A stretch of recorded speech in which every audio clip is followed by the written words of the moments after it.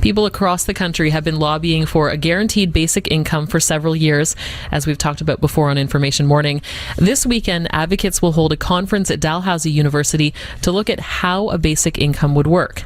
One of the speakers, Floyd Marinescu, will offer an unusual perspective.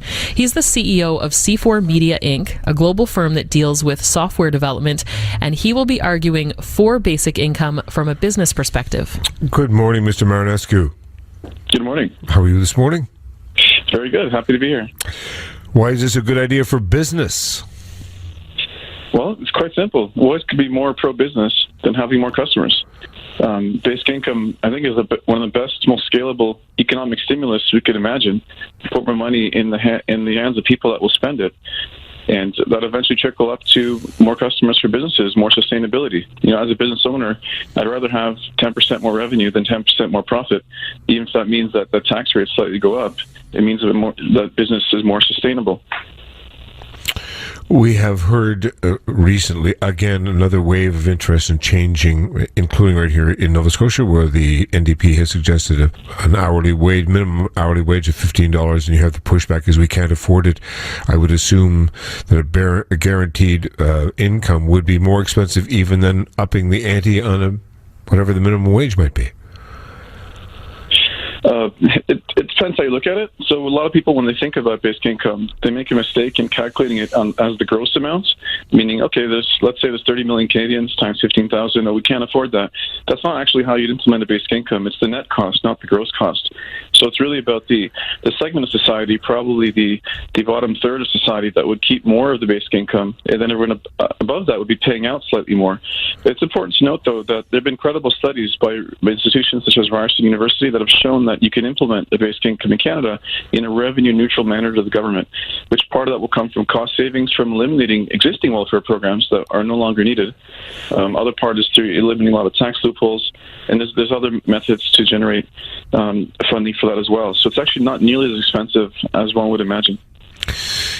This also speaks, I think, significantly, if you will, to some changing elements, very dynamic elements within the economy. I think you were suggesting to our researcher that you were at the Hyatt recently, and somebody there was telling you how many people used to work there and how many people work there now. This is really important. So people need to understand that we're in the middle of a global transformation. We're entering a globalized economy where Canadians are now competing with 2 billion new people, at least, people around the world that can do internet jobs as well as manufacturing. We all know about manufacturing outsourcing that's happening, but even like information jobs that are accustomed to being paid half to a fifth of what we're being paid here. This is the new reality of the world that we're in. Globalization and the automation that we've already been experiencing to the point of the Hyatt. I run large events in major cities around the world, and the general manager of the Hyatt in Manhattan mentioned that in the 80s, his hotel needed 2,500 people to be staffed. Now it needs only 1,500, just due to the software gains and other automation that we already have. So we're in the midst of this tidal wave of automation and globalization, which is putting downward pressure on the earnings potential for most of society. And it's kind of simple physics, right? You're competing with people around the world who make a lot less. So eventually that's going to catch up. So from a business perspective, that eventually means like less buying power for people who buy stuff from at all levels of business in society in any Western country. So I see a basic income as the most scalable solution to share in the gains of globalization and automation, not just the wealthy owners of the machines or of the businesses that are globalizing or automating.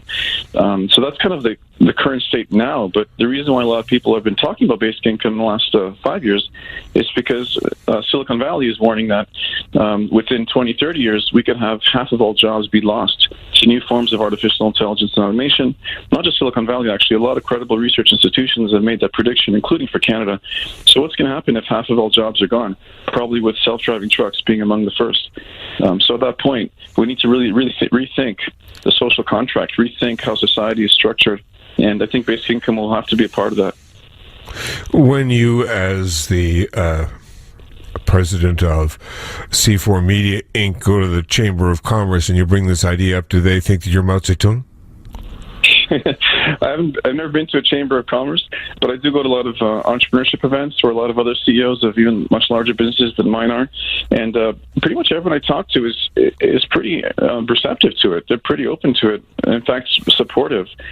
And, why wouldn't they be? I mean, wouldn't it be great to have a more compassionate capitalism where, you can have innovation, entrepreneurship, but you know that everyone else is okay too? There's no poverty, the working poor and don't need to be destitute. But even from an entrepreneurship perspective, imagine how many people are not in the right job that fits their gifts and talents now, simply out of fear, because they're stuck there because it's paying the bills and they're afraid to make a change. Imagine if you had a basic income. People could take more long-term perspective, take more time away from work to figure out what they want to do next. That's also kind of a social justice issue. People in their 20s from working poor families don't have the ability to, they have to kind of get to the workforce right away. Maybe they're not taking the right jobs as opposed to children of rich people that can take as much time as they want. So I think basic income is amazing for entrepreneurship potential. People will be less afraid to fail and more upwards mobility in society, which is a very Canadian value, I think. Putting the social justice issue aside for a while, do you think that people are open to the discussion that it's also good economics that if you have somebody who in fact has a guaranteed basic income, the chance that they're not going to be wealthy, and the chances are whatever their check is, they're going to be spending it, it'll be immediately recirculated back into the economy?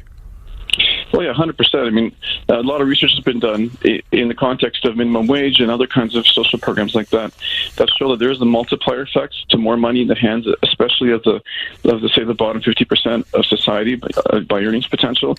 People spend it, right? I mean, rich people can only spend so much, but if you put money in the hands of people that need it, they're going to spend it. So that's why I think basic income is such an amazing economic stimulus. And also really good for Canada. We have consumption taxes here, so every dollar that gets spent ends up being more revenue also for the government, which can be applied for other kinds of programs too, including paying for the basic income.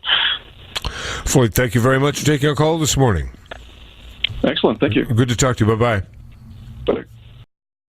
Wait, shortly after this interview was recorded, the Governor of the Bank of Canada, Stephen Poloz, went on record on an episode of The House, a CBC Radio podcast, and actually credited a basic income-like program for increasing the economy. Listen up. For example, Canadian Child Benefit is adding about 0.5 percentage points to the economic growth this year. Well, that's pretty significant in that process of closing the output gap that we talked before.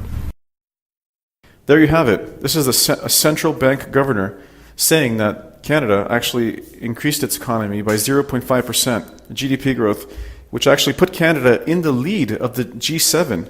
That's amazing. Faster growing economy than US, UK, France, all those countries combined, in part due to the implementation of the Canada Child Benefit, which is a cash transfer program that primarily benefits working families with children.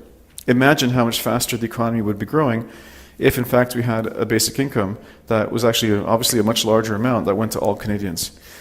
Further supporting this, the Roosevelt Institute, a think tank in the US, did some research and found that if a basic income was implemented in the US, it would grow the economy permanently by 12 to 13%. That's a $2.5 trillion growth in the economy by 2025. So I just wanted to add that in the context of this video to hopefully show that basic income is an economic stimulus. It is pro-business, it is pro-free market, and it will enhance the quality of life for all Canadians and all businesses.